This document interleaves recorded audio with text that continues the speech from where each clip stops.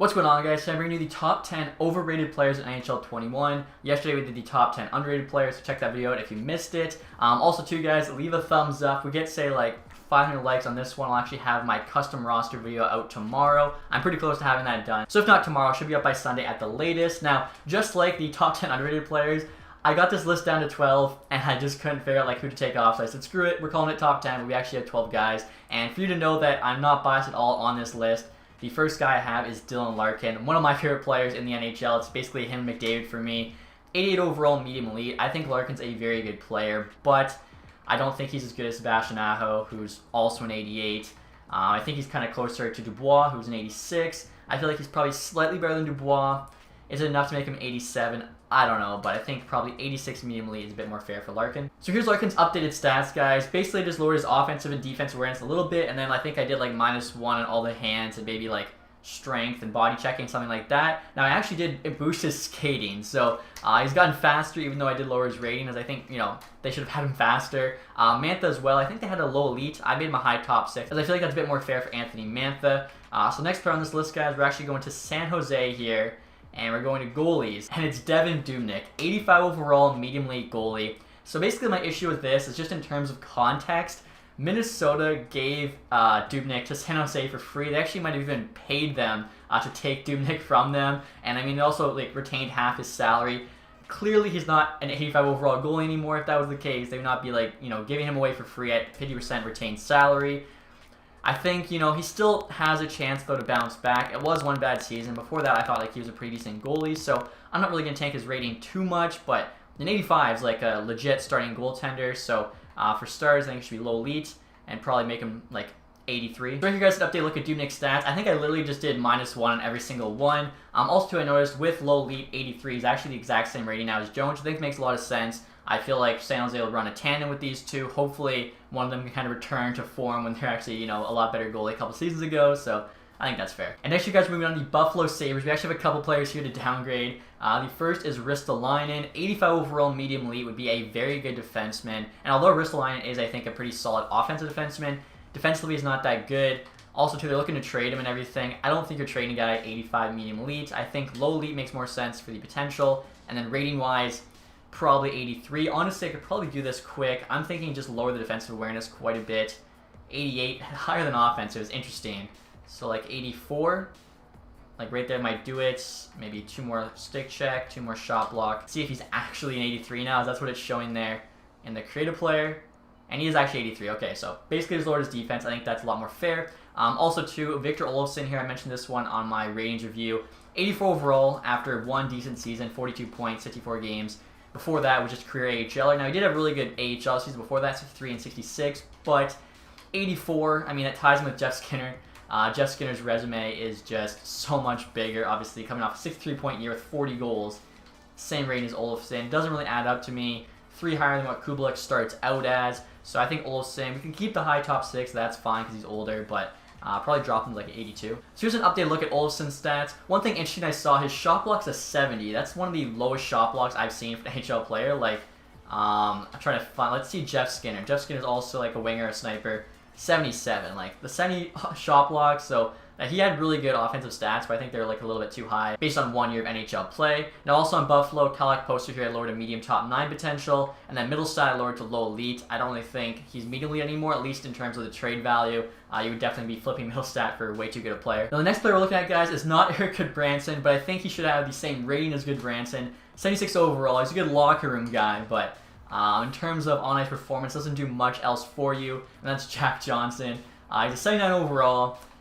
Rangers signed him. Everyone was complaining about it. I mean, 79, again, I feel like he's on par with Goodbranson. He's a good locker room guy, but really not much more of a bottom pair defenseman at this point. Ideally, probably like a 7th, so I'm going to make him a 76, maybe 77. So here's an update look at Johnson's stats. I felt like I lowered them quite a bit, and he's still a 77, so I figured, you know what, that's fine. I didn't want to, like, you know, be too harsh, but we're actually heading to his former team now, the Pittsburgh Penguins. So the first one we'll do here is a goalie, Casey DeSmith. I mentioned this as well in my roster video. 83 overall, ties him with the new starter, Tristan Jarry.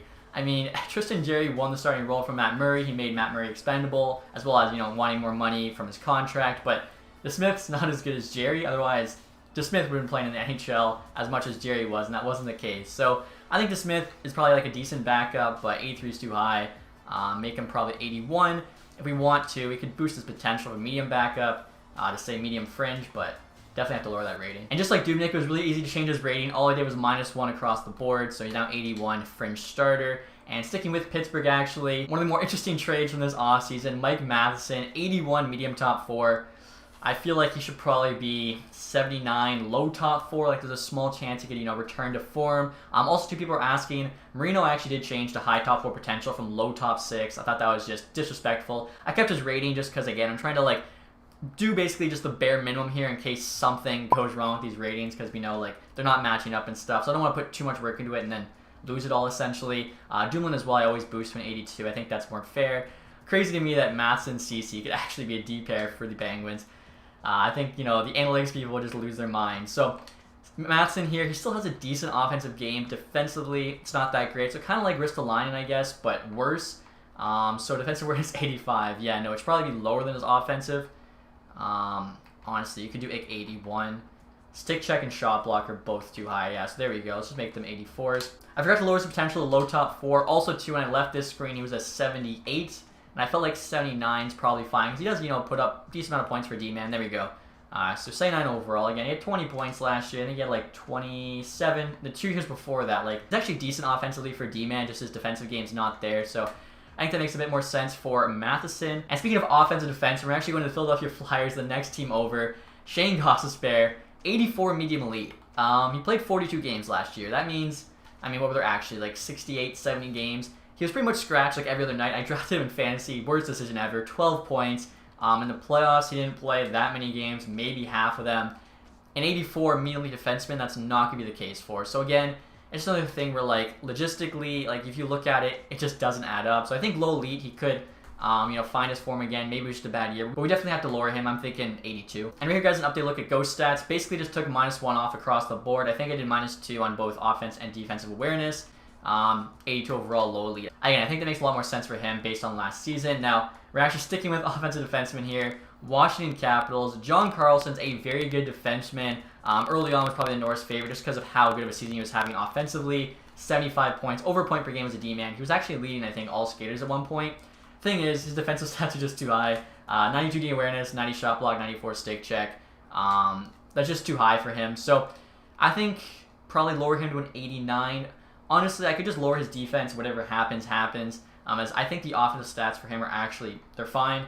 But shot block probably can make that 86.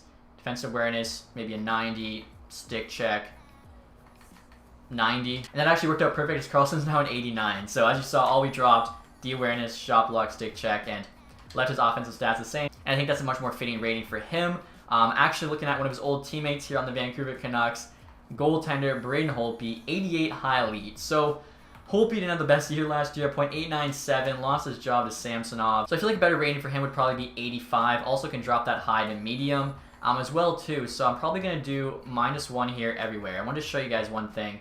For some reason, Holtby always has 0 to 2 consistency. If you guys don't know, that means he's super consistent. 1 out of 2 is just basically what every single goalie has. I don't really know why that's even there. And then 2 out of 2 is super inconsistent. You basically never see 0 or 2. It's always 1, but Holtby always has a 0. I always just make it 1 because I don't know why it's there. Literally everyone has 1. So right there, guys, an update look at Holtby's stats. I think I actually ended up doing -2 on everything. 85 overall, medium elite, though I think, again, it makes more sense for Holtby. Now, a lot of you guys probably think Drew Doughty going to be the #1 underrated player. I actually have Doughty here at number 2.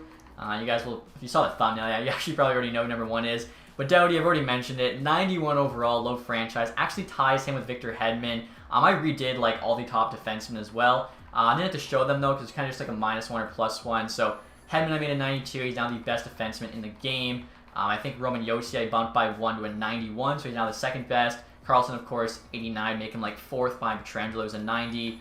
Doughty would currently be tied for 2nd, but we're going to drop him. I think low franchise honestly is fine because Doughty was at one point arguably the best defenseman in the NHL, so low franchise potential I'm fine with, but right now he's not a 91. I think more fair for him would be an 87. Some people would argue even lower than that, but I'm trying to be fair. So here, guys, an update look at Doughty's stats. Pretty much just did -2 across the board. I figured this is the easiest way for you guys to replicate what I'm doing. And again, too, I left his potential low franchise. I feel like that's fair enough. Now, as you saw in the thumbnail, I think the most overrated player in this game New York Rangers goaltender, Igor Schusterkin. I'm a fan of him. He seems like a good guy and everything. 86 overall, high elite. They've actually bumped his potential up. Before, like, they added Lafreniere and all the 2020 draft prospects, free agent signings, he had medium elite. They made him even more overrated. Now 86 high elite, 12 NHL games played. Yes, 10 wins. That's awesome. A .931. Great stats, but it's 12 NHL games played. 25 AHL games played. Also had good stats, but 12 NHL games played. I remember Tugi showed me this one, so shout out to him. But Drieger here on the Florida Panthers is a 79, 7 overall lower, medium fringe starter potential. 12 games played, 7 wins, so he's got 3 less wins. Pretty much identical save percentage of .937 and 2.05 goals against. I don't think the 3-win difference there is a 7 overall difference. Schusterkin, I think, definitely is the better goaltender, has more potential, a bit more proven or whatever in the KHL, but 86, I have to disagree wholeheartedly. So, most overrated player, I think 83 is fair for him. High elite, I mean, we could almost keep it there just because he is 24. If you want him to grow, he's only got a couple years left to do it. So I guess high elite will just leave, but definitely in 83, I think, is more than fair. And right here, guys, are Schusterkin's updated stats. Again, -2 across the board, except for endurance. I think I lowered by 3 or 4 as 12 games played. I don't know what his endurance was, but it was higher than Korpisalo, who, played the most minutes ever for a goaltender, by the way. I did actually boost Korpisalo's endurance, made it a 90. I thought it's based off one game, but I still think it's pretty fair. So that's the top 10 most overrated NHL players. There's actually a couple junior players I wanted to show you guys. So the first one, we'll go to the OHL here. He's been overrated for a couple years now. Vukojevic on the Rangers. 73 overall, medium top 6. I think they have lowered that at least from medium top 4, but a 73 overall, a very good defenseman in the OHL. Ryan Merkley's a 66. That one just doesn't make sense to me. Vukojevic's, he's not bad, but 73 is like really good for a 19-year-old. So personally, I think 63, like -10, is more fair. So here's an update look at Vukojevic's stats. Honestly, I'm just downgrading a bunch of stuff. I think the shot was the only thing I didn't touch, so I felt like it was pretty fair. Gone down to a 65, I said, you know what, that's good enough. Again, why he's just so much higher randomly makes no sense. But it's not as bad as this next one. On the Kelowna Rockets, you have Trevor Wong, 65 overall, medium elite. That would basically mean he's supposed to be like a top 10 player in the 2021 draft, as he's a 17-year-old. That's, his draft class. He's definitely not. I think I saw he had like 20 points last year in junior, and I want to say I was looking at his team. It was like similar to Paterk here, I want to say, or Kindry. Maybe it was Kindry. Like one of these guys who's high 50s AHL potential is similar to the production he put out. I mean, they have him higher rated with higher potential than Nolan Foote. Why randomly? I have no idea, but I definitely, just one of those things I don't like. You get to the 2021 draft, and it's like, why is this player randomly so much higher than like other guys who should be there, like Cole Sillinger, whatever. So I downgrade him to like a 58 or something, and then usually I'll make it like medium top 9, which is honestly probably still a little high. And so right there, guys, an update look at Trevor Wong's stats. Kind of like Vukojevic, I just went through downgrading everything. I ended up being a 58. Medium top 9, which, like I said, I think is still more than fair for him when you compare like all the other guys who put up similar production have all of AHL potential. So just another one I didn't really understand, but that's it, guys, for the top 10 overrated players NHL 21. Like I said, hopefully I'll have the entire custom roster video tomorrow. If not, it'll be Sunday. Tons of created players in that one. I'll give you guys a little teaser here. Still have, I think, like a handful to add, but right there you guys can see a bunch of guys have already done. So hopefully you enjoyed this one. If you did, leave that thumbs up. If you guys haven't subscribed yet, please do that. And as always, thanks so much for watching. Have a nice day. Goodbye.